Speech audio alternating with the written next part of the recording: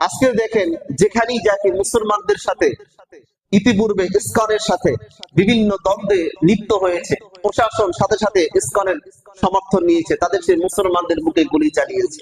কথা বলেন ঠিক কিনা?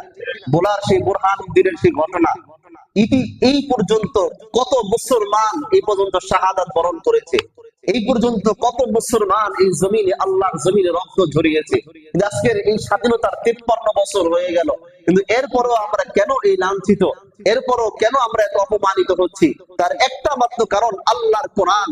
ইল্লা তানফিরু ইউআযিবকুম আযাবান আলীমা।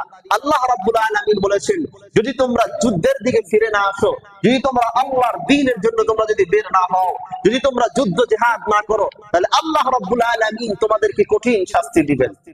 কিন্তু আল্লাহর দ্বীন তোমার জন্য বসে থাকবে না।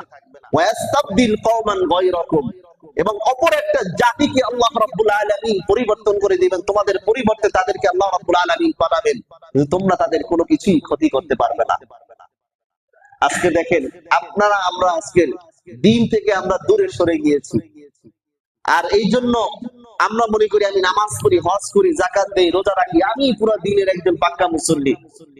আজকে আমরা সত্যিকারের দিন আমরা ভুলতে বসেছি। আমাদের মেইন মাকসাদ থেকে আজকে আমরা সরে গিয়েছি।